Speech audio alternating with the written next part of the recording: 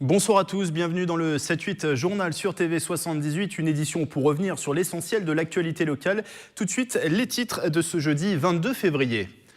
C'est officiel, la ligne 18 est bien confirmée. Premier tronçon retardé de 2024 à 2027 sur le plateau de Saclay. Le métro rejoindra Versailles comme prévu en 2030. Dans ce journal, les réactions à ces annonces du Premier ministre. Retour également sur plusieurs mois de rebondissement.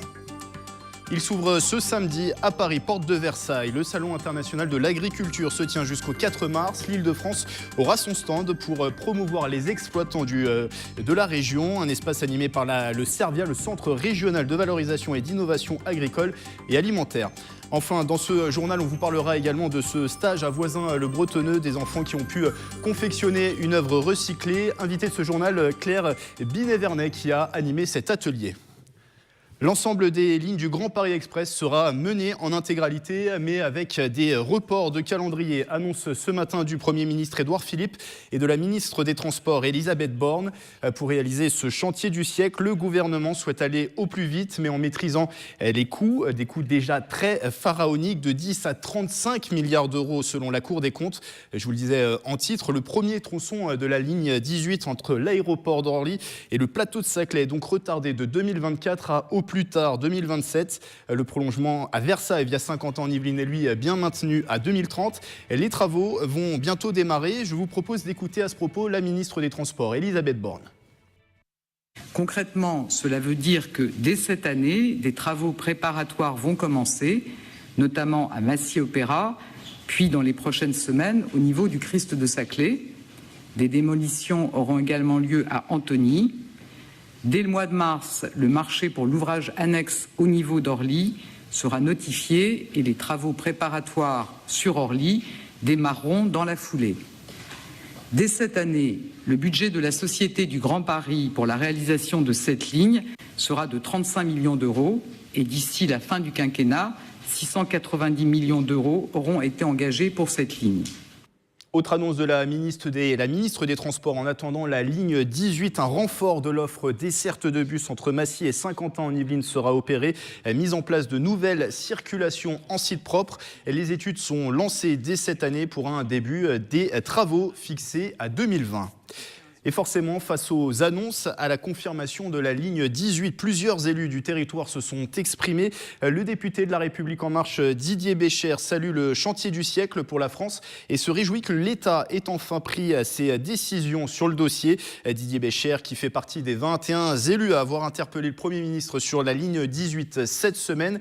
Les députés yvelinois de La République En Marche qui avaient été conviés aujourd'hui par le Premier ministre Édouard Philippe à ce sujet avant les annonces officielles. Étaient présents notamment Nadia Hay et Béatrice Piron, comme vous pouvez le voir sur ce tweet de la députée Aurore Berger.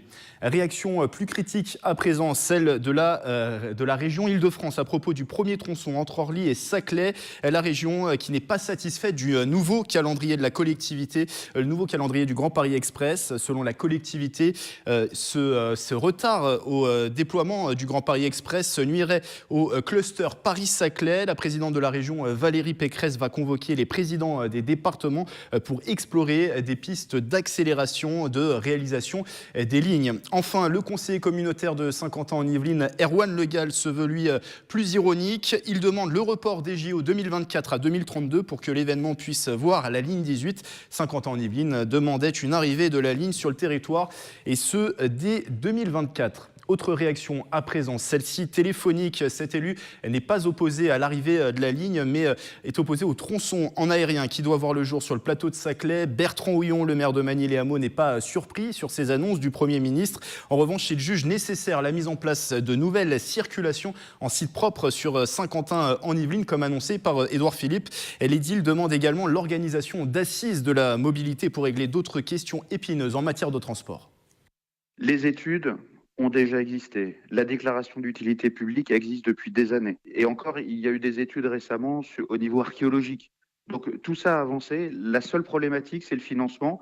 Aujourd'hui, clairement, oui, l'État doit prendre la main, doit trouver le financement sur cet axe-là, qui déjà réglerait un certain nombre de problématiques d'accès vers notre territoire de Saint-Quentin-en-Yvelines.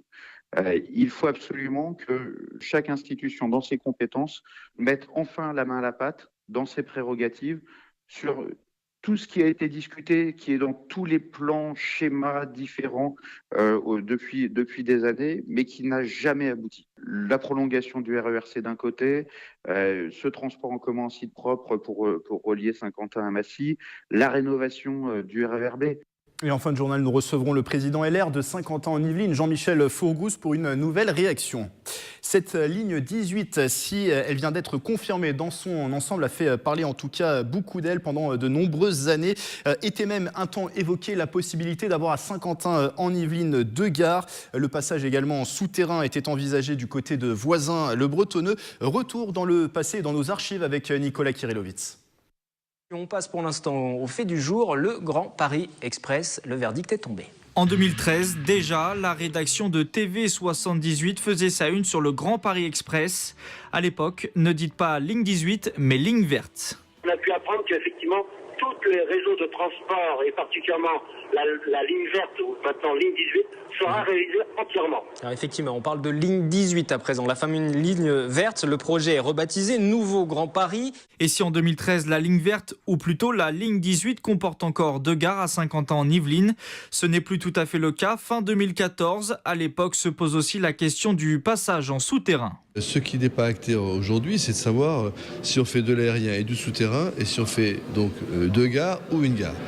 Le problème, c'est que l'enveloppe financière est, elle, figée. Finalement, le schéma avec une gare sera validé, mais c'est alors le tracé qui pose problème. À Voisins-le-Bretonneux, on s'inquiète du passage de la future ligne sous un quartier de la ville. Il y a beaucoup de maisons où il y a des micro-pieux à 15-20 mètres de profondeur.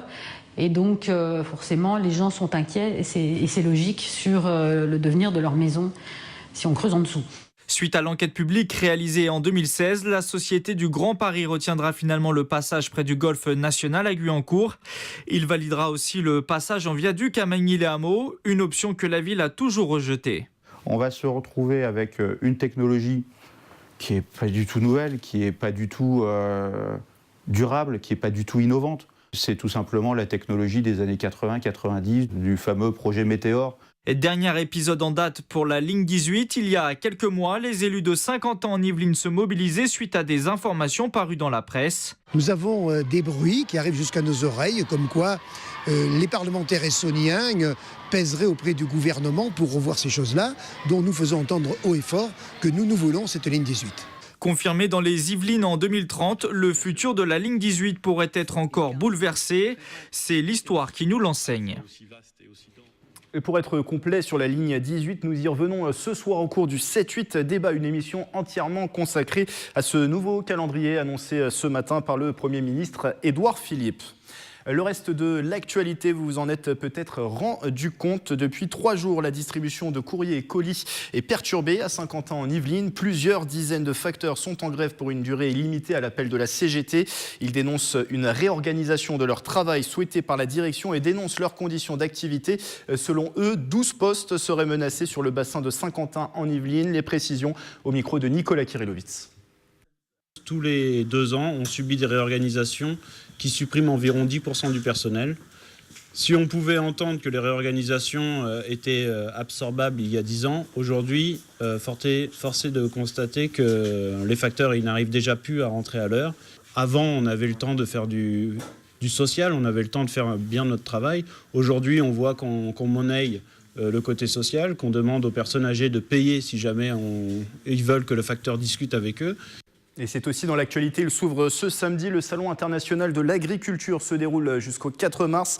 C'est à Paris Expo, porte de Versailles à Paris. Pour en parler sur ce plateau avec moi, un invité, Frédéric Arnoux. Bonsoir. Bonsoir. Vous êtes le président des jeunes agriculteurs d'Île-de-France. Il devait y avoir également avec nous Jean-Claude Guénec, qui est le président du Servias, c'est le Centre régional de valorisation et d'innovation alimentaire et agricole, pour parler du stand d'Île-de-France, qui sera encore une nouvelle fois sur ce salon de l'agriculture. Peut-être que M. Guénec va arriver entre-temps. C'est pas grave, on va commencer cet entretien déjà sur ce salon. Alors avant qu'on parle de ce salon, je voulais aborder cette actualité avec vous. Vous avez rencontré aujourd'hui le président de la République, Emmanuel Macron. Vous faisiez partie d'une délégation de 1000 jeunes agriculteurs qui rencontraient le président de la République. C'est la première fois depuis son élection que vous rencontriez Emmanuel Macron? Oui, c'est la première fois et c'est vrai que On n'a pas souvent l'opportunité d'aller au Palais de l'Élysée, donc c'était difficile de refuser l'invitation.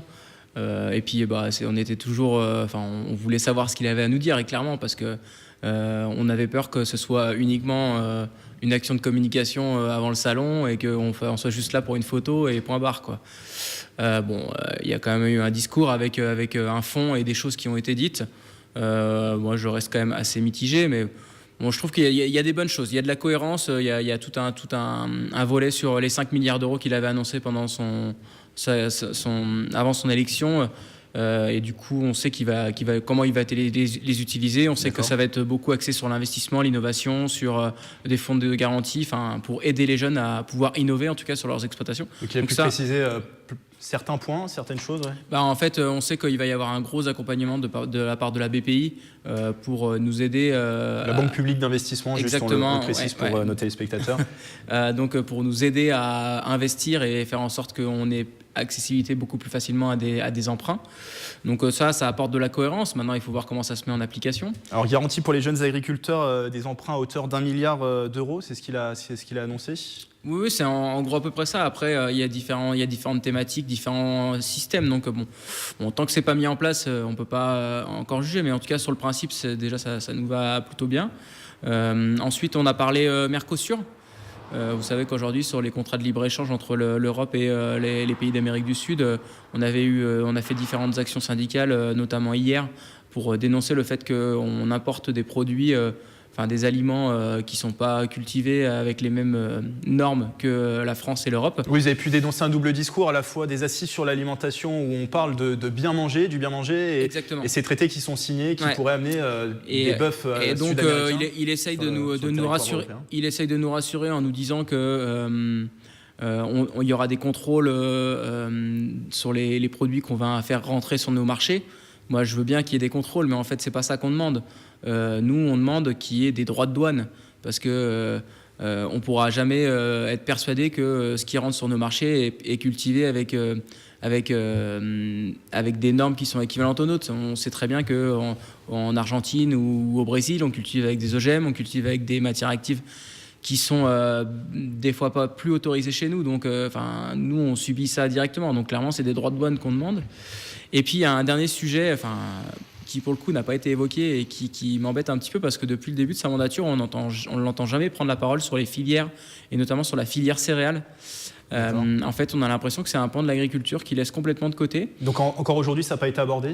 Pas du tout. À aucun moment. On parle d'élevage, de viande bovine, on parle d'aviculture, d'apiculture, de maraîchage, d'arboriculture, mais jamais de céréales. Moi, je me pose la question, en fait, comment on peut se passer de 7 milliards d'euros sur la balance commerciale française ? Comment on peut se passer de l'image de marque de la baguette à la française, qui est une marque de qualité pour la gastronomie française. Donc, des grandes régions céréalières, on pense à la Beauce, qui est sur les Yvelines et l'Essonne aussi. Mais exactement, on a l'impression d'être les oubliés de tout ça. Les états généraux de l'alimentation, clairement, ça ne s'adressait quasiment pas à nous, ou pas du tout. Voilà, quel avenir on veut donner à cette filière, quoi ? Ça représente quand même 50% de la surface agricole française, donc c'est quand même pas négligeable. Donc on a compris, des annonces, vous attendez maintenant que ça soit mis en application. Si on parle de ce salon de l'agriculture, là on est à 2 jours de l'ouverture, l'objectif pour un syndicat comme les jeunes agriculteurs sur un tel salon, c'est quoi ces objectifs ? Le premier objectif, c'est que on aura un emplacement sur le centre de la région Île-de-France, où on pourra communiquer nos actions d'installation. On aura aussi la possibilité de montrer au grand public le site Devenir agriculteur en Île-de-France, que l'on a inauguré au Festival de la Terre au mois de septembre. Donc on aura quelques actions de communication autour de l'installation. Et puis voilà, plus globalement, au niveau du salon, ce qu'on attend, c'est de montrer nos produits, de nous mettre en valeur. Et on sait qu'on a tous les feux des médias sur nous, donc c'est le moment de faire passer des messages, de communiquer. C'est un événement qui attire chaque année beaucoup de monde, 619 000 visiteurs rien que l'an passé. Pourquoi, à votre avis, c'est un salon qui plaît aux Français ? Pourquoi c'est un rendez-vous incontournable chaque année ? Mais parce que je pense que je pense que tout le monde a forcément à un moment donné, de près ou de loin, une attache avec le monde agricole. Soit par ses parents, ses grands-parents, ses arrière-grands-parents. Tout le monde a de près et de loin une attache, en tout cas avec le monde rural. Et le fait d'avoir des vaches à Paris, d'avoir des tracteurs à Paris, des moissonneuses à Paris, c'est pas courant, et ça attire les urbains, mais ça attire aussi beaucoup les enfants. Et c'est pour ça que je pense que c'est le salon le plus visité en France. Alors sur l'Île-de-France, il y a plus de 550 000 hectares de terres agricoles. C'est une région qui est autonome en persil, en salade. On n'oublie pas le blé de la Beauce, bien sûr, qui est le véritable grenier à blé de la France. Cette agriculture francienne que vous allez promouvoir sur ce salon, est-ce qu'on la connaît assez, à votre avis ? Je pense qu'il y a quand même des productions qu'on connaît mal. Je pense au cresson, par exemple, qui, pour le coup, l'Île-de-France et plutôt même l'Essonne est le département où il y a la capitale du cresson en France, donc Méréville, je crois. Voilà, exactement. Il y a quand même des productions. On fait aussi du foie gras en Île-de-France, on fait aussi du miel, on fait aussi de l'amande poivrée, on fait aussi... Il y a un certain nombre de productions qui sont très très spécifiques à l'Île-de-France qu'on connaît mal, et c'est le moment de mettre en avant toutes ces productions. C'est-à-dire que quand on pense agriculture, on a tendance à mettre en avant d'abord la province avant l'Île-de-France. C'est un constat que vous avez ou pas du tout ? Moi, je ne sais pas si c'est... Oui, c'est sûr que l'Île-de-France, naturellement, n'est pas considérée comme une région agricole, mais moi, je pense que vous allez, dès que vous sortez de la petite couronne, dans les départements de grande couronne, les gens savent qu'ils ont une agriculture de proximité, et on le voit bien, tous nos maraîchers, tous nos éleveurs qui vendent en direct en Île-de-France n'ont pas du tout de problème pour écouler leurs marchandises. Donc, on sait qu'il y a quand même de l'agriculture en Île-de-France. Et cette agriculture francilienne, elle sera à découvrir ou redécouvrir sur le salon de l'agriculture, puisqu'il y aura un stand Île-de-France sur ce salon, le salon de l'agriculture. Je rappelle les dates, 24 février au dimanche 4 mars. 2 sites internet pour avoir plus d'informations, celui du Servia et également le site officiel du salon de l'agriculture. Merci à Frédéric Arnoux d'avoir été avec nous. Je rappelle, président des jeunes agriculteurs d'Île-de-France. Et des jouets, des pieds de micro et même des panneaux de signalisation, tous recyclent, tous récupèrent, et à Voisins-le-Bretonneux, on le prouve grâce à l'art. Et depuis lundi, des jeunes de la ville créent des sculptures. Pour les accompagner, une artiste vicinoise, Claire Binet-Vernet, qui sera avec nous dans un instant sur ce plateau. Je vous propose d'abord de regarder ce reportage, un reportage de Mélanie Poquet et Quentin Lefrère. Soudés, coupés, cloués, une dizaine de jeunes vicinois créent dans les ateliers de la ville, comme Clara et Anaïs, 11 ans, qui construisent une horloge. J'aime bien dessiner, du coup on m'a dit c'est de l'art plastique, j'ai dit ok j'y vais pour dessiner. C'est totalement différent mais ça m'a beaucoup plu.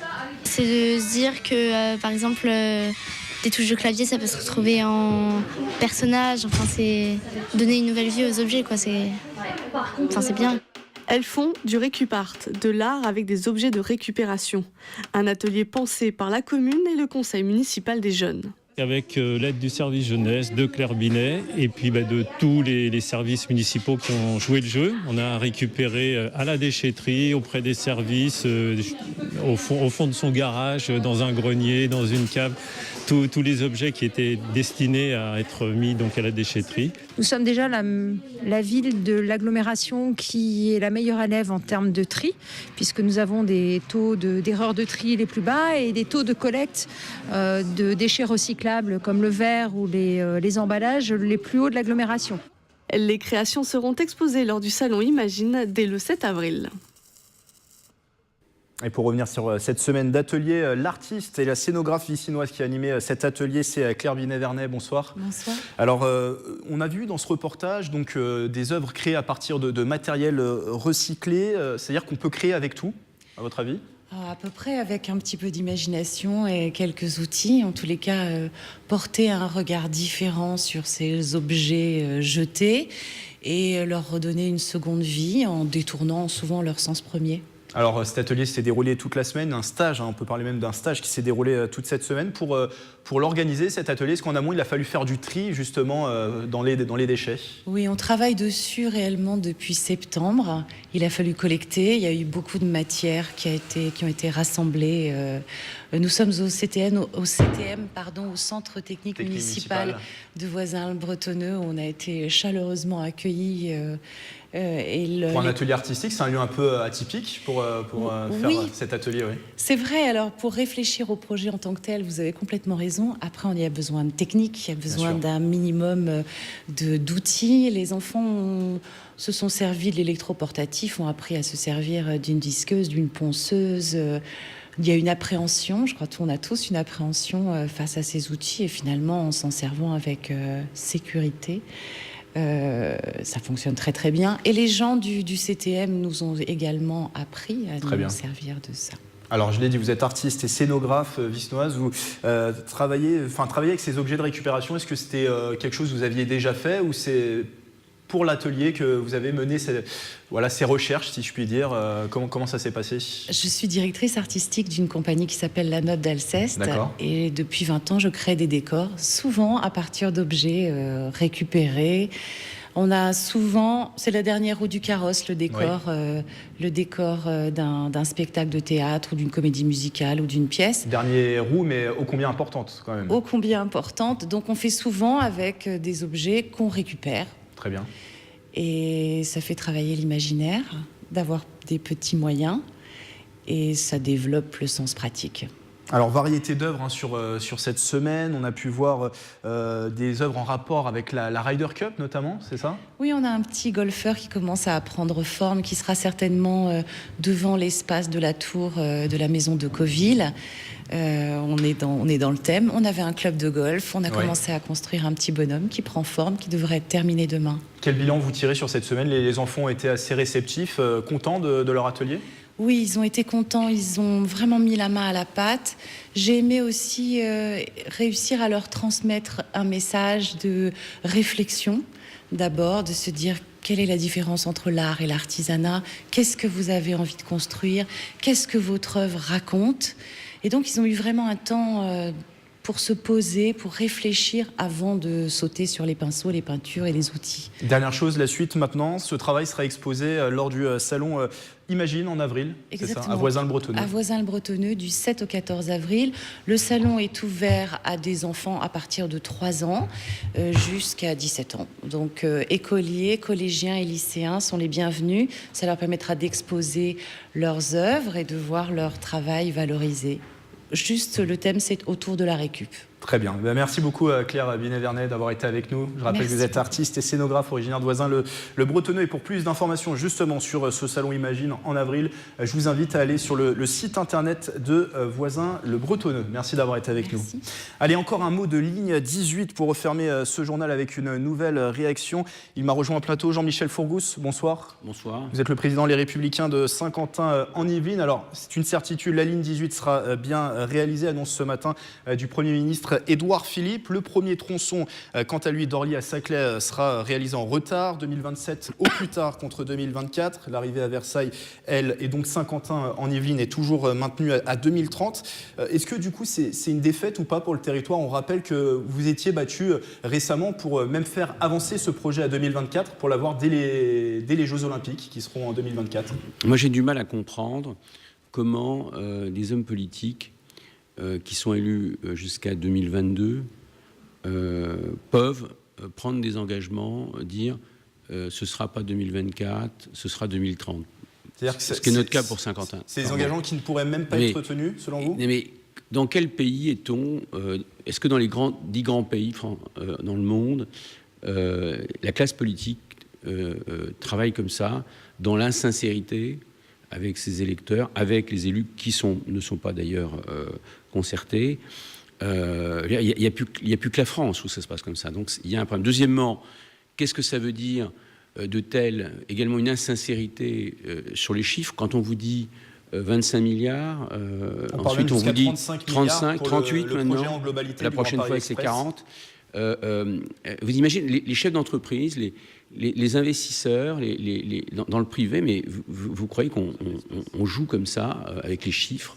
Qu'est-ce qui est vrai, qu'est-ce qui n'est pas vrai? Enfin, c'est la confiance, c'est fondamental entre l'État et les élus locaux que nous sommes. Or, il n'y a plus de confiance quand on a ce niveau de manipulation et des chiffres et des dates.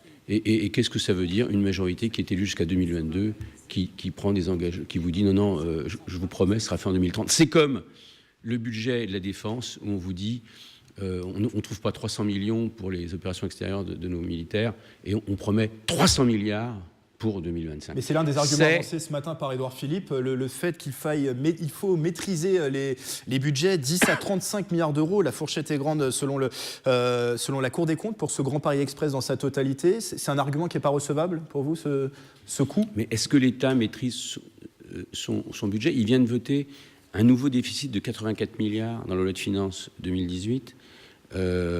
Il continue à augmenter le budget de fonctionnement de l'État, alors que nous, à Saint-Quentin, on le remet, vous voyez, à zéro. On maîtrise. C'est la 38e année où l'État français est déficitaire, alors que nous, on est équilibré, je veux dire, dans nos collectivités.